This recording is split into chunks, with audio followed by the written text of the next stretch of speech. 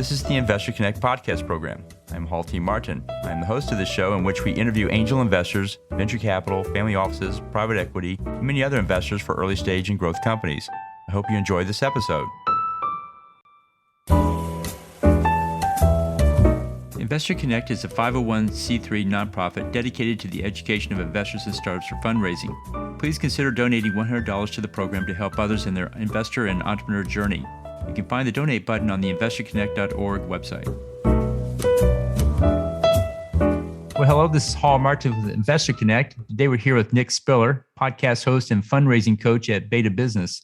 Through multiple episodes per week, as well as in-person events, Beta Business helps entrepreneurs gain practical tactics and meaningful connections for starting their company. Nick, thank you for joining us. Hall, it's good to be here. Thank you. Great. So tell us more about your background. What did you do before you started investing in early stage companies? Well, I grew up in Michigan, small town outside of Flint, and learned what it's like to live in a city that isn't very entrepreneurial. I was very fortunate, got into the University of Texas at Austin, moved to Austin over a decade ago, and have been involved in the startup community ever since. I got started at UT, was the founder of the Longhorn Entrepreneurship Agency. Was one of the first people on campus to meet Dr. Bob Metcalf, who was a professor of innovation and inventor of the Ethernet. Dr. Metcalf sponsored the Longhorn Entrepreneurship Agency. We call it LEA. That was at the same time Capital Factory was starting. I took Josh Bayer and Dr. Metcalf's class at UT alongside that. And that led me to a long road of helping build the startup community in Austin. I spent a long time at Capital Factory specifically and just very involved in that ecosystem, both as a staff member, but also as an entrepreneur. Getting supported there. And that's how I got here. Great. So what excites you right now? It's an interesting question. I think what I've always been focused on and thinking about is this next generation of investors who grew up with smartphones.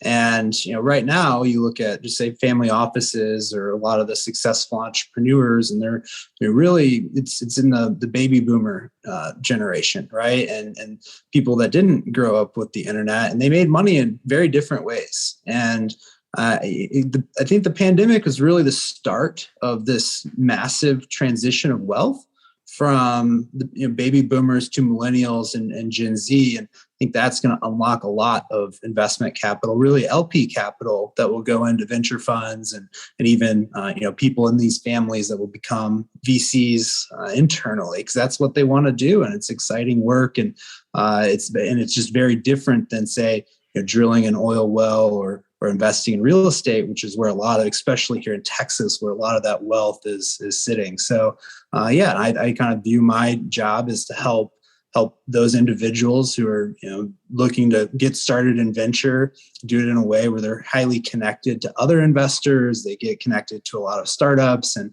they don't end up, maybe I think what we don't want to happen is having them invest $1 million in one company that their friend at the country club introduced them to, and have that go down the drain 12, 18 months later and kind of have a bad experience. So I think I get very excited about new investors having good experiences in the startup community. Great. And so you see a lot of startups and a lot of investors out there. What's your advice for people investing in startups? What do you tell them to do before they write that check? I try not to give them any direct advice. I don't want the SEC to come after me. That's something I think a lot. Not I think they would, but but what I would tell investors if I was an investment advisor is it doesn't have to be a unicorn. And the reason that there's this unicorn exigence is because there's really big funds out there, $100 million, $1 billion funds that need to return 3x their capital. They know that 20% of their returns will come from 80% of their portfolio. And that creates this, and their customer, the endowment or pension fund that is funding the venture fund, they're looking for the highest rate of return from the venture asset class because it's so risky. And so there's just the fund model creates this huge exigence for like high scale, multi-billion-dollar companies. And as an individual who might have $1 million or $500,000 to invest, I don't think that's the game I'd go play.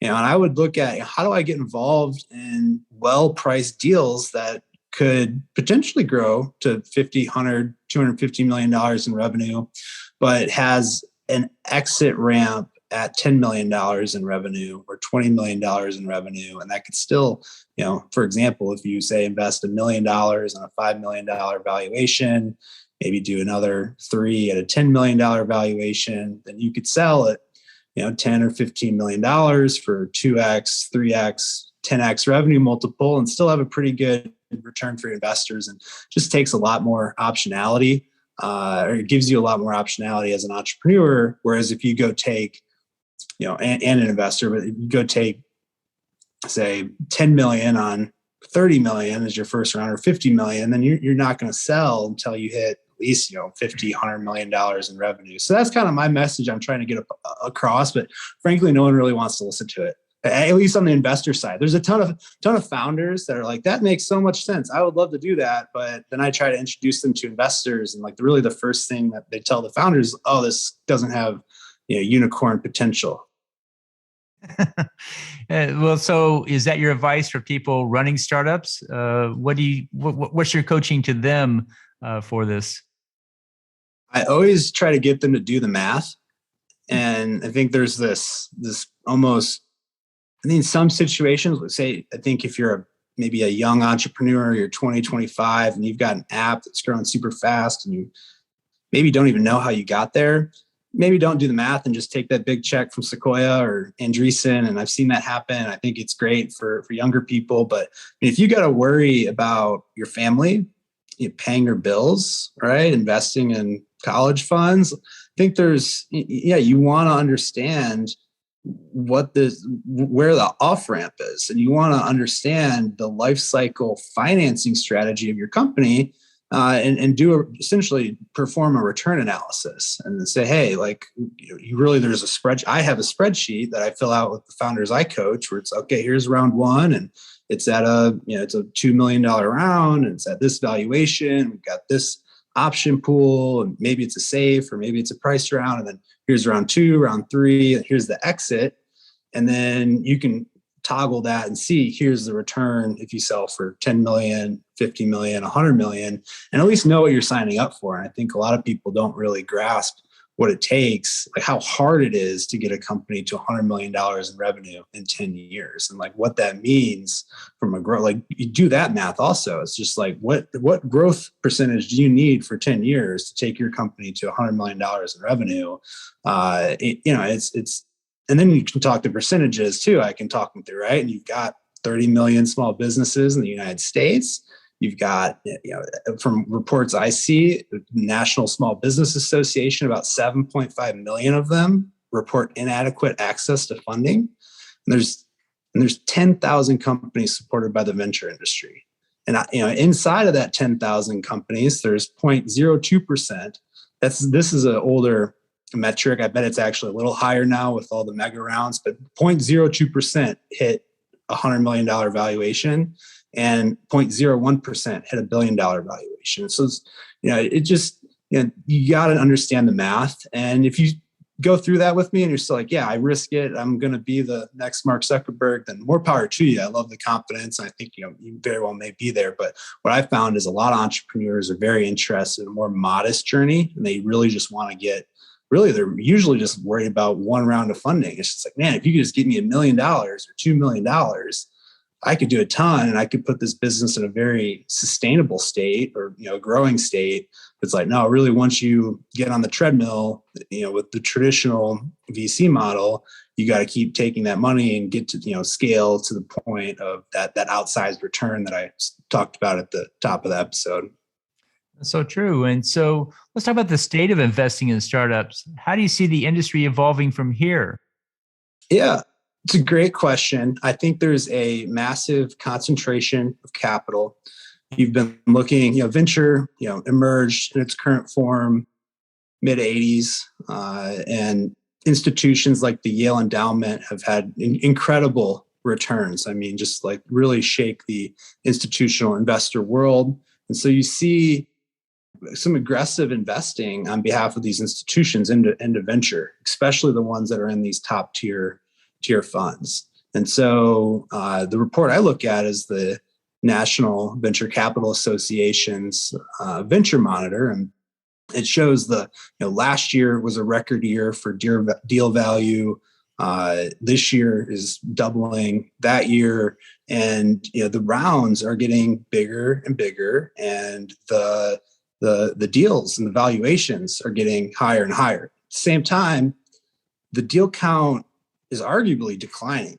If not, it's staying about the same, which means you've got essentially the same number, a small number of companies getting more and more money. And so you're kind of creating this, I think, really this different asset class. It's not even really about startups anymore. It's about grow-ups, and it becomes really hard for that venture ecosystem to help the entrepreneur that's in their garage that is just kind of tinkering around. There's I think needs to be a whole new asset class, whole new type of investor that can safely invest at the true startup stages where you don't have any revenue, or you've got some but there's a bunch of problems, or you might be really good but you're just not as good as the other companies that are trying to get venture funding.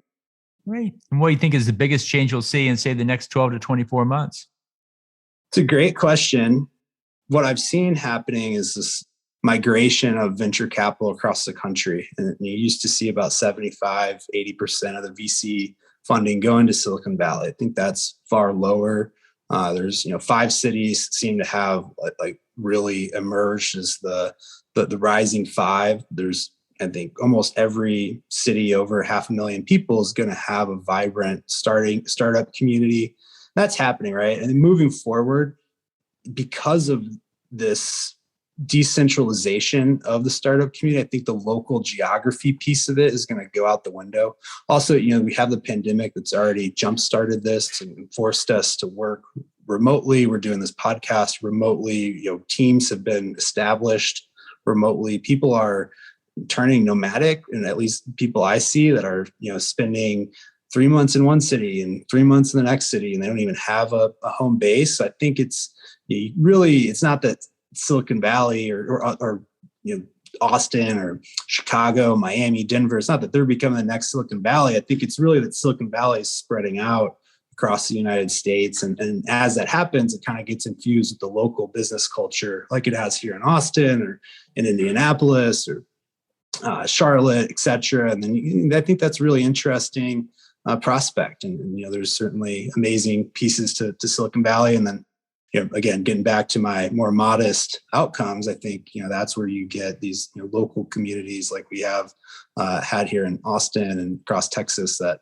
could kind of couple with that to, maybe, bring the upside down a little bit, but also, protect the downside and keep it a little less risky, a little more reasonable and predictable for an entrepreneur who is trying to feed their family. Great. So let's talk about your investment thesis. What is it, and what's your criteria for making an investment? It's a good question. I try to get into good deals that I shouldn't be in. And I think it depends on the stage. I'm starting to get more involved at the later stage. I like that. And as much as I just talked about investing at the earlier stage, like when you have your investor hat on, it's far less risky. You could put more money to work. Like some of these family offices, bigger funds, it's just easier for them to do those deals because they need to. And so I think and there's a lot of seed funds, smaller seed funds that have pro rata that they can't fill at the later stages. That's what I'm trying to get in on and try to make those deals. And I'm very agnostic. Being at Capital Factory, I got exposure to every industry, every stage. And so I'm really comfortable, everything outside of the FDA essentially. And at the early stage, I'm very focused on the University of Texas, and that's just my network. And I've built both the Longhorn Entrepreneurship Agency and Genesis. And there's a company we're about to announce we funded. It's a student company. I'm really excited about it. It's called My Workout Group. It's a student who wanted more accountability for working out, something we've all tried or like seen a lot of people take a stab at. He, using TikTok, built an audience before pre-launch and is very engaged, kind of went viral on TikTok and launched his app. Within 3 hours of launching, achieved the #1 spot on the Apple App Store in the health and fitness category. And so it's like companies like that, it's just like, man, I see 50 student startups a year or graduate students or even alumni that are starting through the Longhorn network. But that doesn't happen very often. I've been looking at UT startups for 10 years. And yeah, I've never seen anyone get traction with an app that fast. And so I think that's a big focus of mine. And yeah, but very, very generalist and opportunistic, I would say. Great. Well, you see a lot of startups and a lot of investors. What do you think is the main challenge that startups today face? Getting face to face with investors, for obvious reasons. But I think there's no better place to start a relationship with an investor than the cocktail party. And I think, investors run in circles. And if you can just get in that circle, they don't ask how you got in, but you just have that credibility because you showed up. I've been fighting through this whole pandemic with founders reaching out on LinkedIn and Twitter and calling people. And it's a lot harder. Whereas, before I could go throw a party and have 20, 30 investors show up and then have the same amount of founders and create 100 connections in an evening, and so, yeah, I think as long as we can remain safe, we need to get very focused at having little small gatherings. It doesn't even have to be big. I think it's better if it's only 30 or 40 people, maybe 20. I'm about to take 10 entrepreneurs to Marfa, Texas in a month. And I think that'll be a magical experience for everybody and something that will probably be refreshing that, we haven't done in a while, a little in-person retreat. Right. And so on the other side of that, what's the challenge the investor faces in today's market? Depends on what type of investor you are. I would say, as a individual angel investor, smaller seed fund, I think you really, risk not having enough money to play ball downstream, and you can get in these deals. But if it really takes off, then the big funds start coming and they're putting $10 million check just to start. And then 30, 40, 50 million and even before there are secondary opportunities. So I think that can be a little tough. And yeah, I think we're also, on the horizon of rates going up from the Federal Reserve, which will probably taper what's going on in the stock market, potentially cryptocurrency. Yeah, I think there's a lot that could happen that's not great. And I think that like the ramifications of COVID we've had like kind of a Band-Aid on it. And I don't know, I kind of have the Titanic theory of, we kind of knew that something bad happened 2 years ago, but it didn't quite feel as bad. I mean, obviously it was bad from a health perspective, but from an economy standpoint, we've been making more money than ever. And, rates are going through, been very low. And, but kind of there's been slowly, there's, been levels of COVID that it's almost like the chambers in the Titanic. Every 3 months, there's some new effect. We're experiencing supply chain in LA right now. And yeah, I think like I'm looking for the point where the ship breaks, right? And if it breaks in half and there's an event that happens, I don't know what that could be. And I don't want to speculate on the show, but if something like that happens, I think you're kind of in for a cold winter, and hopefully you will have raised money for your company right before that, or raised money for your fund right before that. Because we're on the longest bull run in the history of the economy. We've had very not so great situations and outside in the world, and I think that's something that you got to at least be thinking about. That's a good point. Market just can't keep going up forever. Eventually, it's going to have its cycles to go through, and it'll be a different world then for sure. So that's a good point. Well, you see a lot of different sectors and applications out there. If you had to pick one or two that you think are good opportunities for investors to pursue today, what would you call out? I got to call out CPG, continues to impress.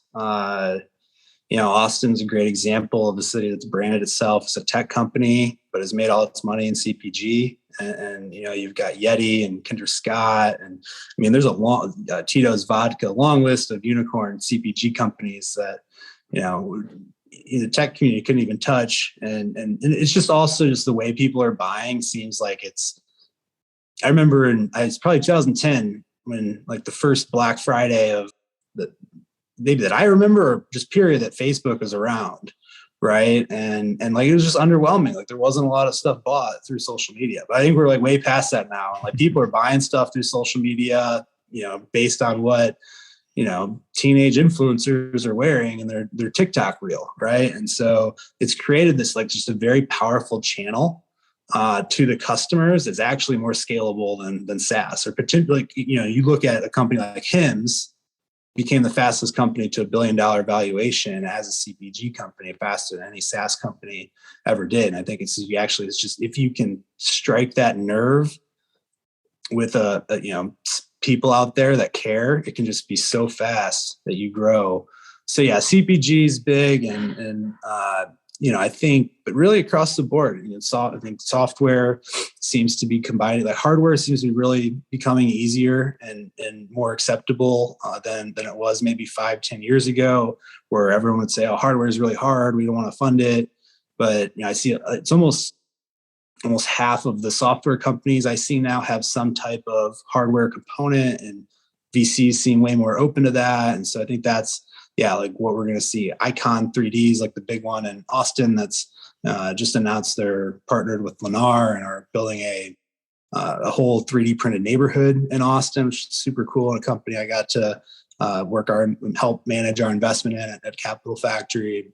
I think robotics, hardware, and then also CPG are really hot. But right now everything's super hot. I was just on the phone with an investor. I'd say get while the getting's good. That's my take on it. Great. Well, in the last few minutes that we have here, what else should we cover that we haven't? Well, I have a podcast of my own. How do you like podcasting, Hall? Do you find it enjoyable? I enjoy it. I get to hear great stories, meet new people every day. I started because I wanted to capture the knowledge of investors into some format to reuse it. Because when I ran Angel Networks, what I saw is they would start a new group, spend the first 3 years, everybody getting educated and learning how to do it. 4 or 5 years, they'd do a little bit more work, and then they would step out, retire, whatever. Here comes the next group, and they repeat the whole cycle all over again. They spend the first 3 years learning and when I talked to Angel Group leaders, that's what they told me. They said, I wish I had something that had more institutional knowledge so we could not have to go through that learning cycle every time that we do it. So that's why I do it myself. And I enjoy hearing stories, telling stories, and so forth. And it's a great way to do that.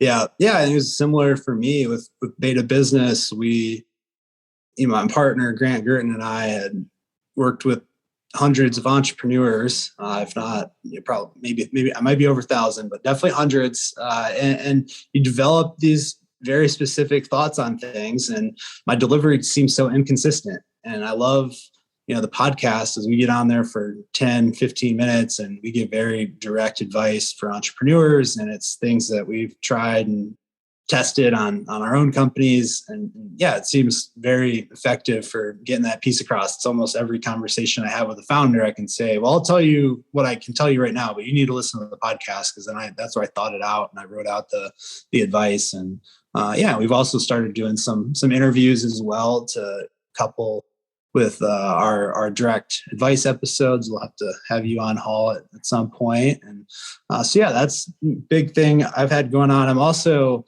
if anyone's interested in barbecue, I've started a competitive barbecue team during the pandemic, and I'm now an award-winning pit master. I got a silver medal at IBCA sanctioned cook-off, and so that's the other side of what I do in my weekend job when I can, is go out and smoke brisket and sausage and all that. Sound like you're having a great time there with it. Looking forward to the podcast itself. For listeners out there, how best to get back in touch with you, and how can they find that podcast? Yeah, you can find the podcast Beta Business on Spotify or really any of your favorite podcast players. And I am very accessible on LinkedIn. That's what I'd go with. So reach out to me on LinkedIn. I get back to everyone, even the people that just spam me with their deck. I usually respond and talk to them as well, because I love meeting entrepreneurs and usually find the first conversation I can be the most helpful. Great. Well, we'll include those in the show notes. I want to thank you for joining us today and hope to have you back for a follow-up soon. Great. Thanks, Hall.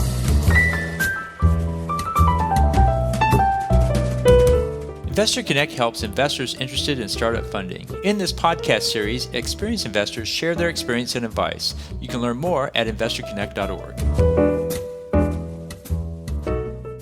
Hall T. Martin is the director of Investor Connect, which is a 501c3 nonprofit dedicated to the education of investors for early-stage funding.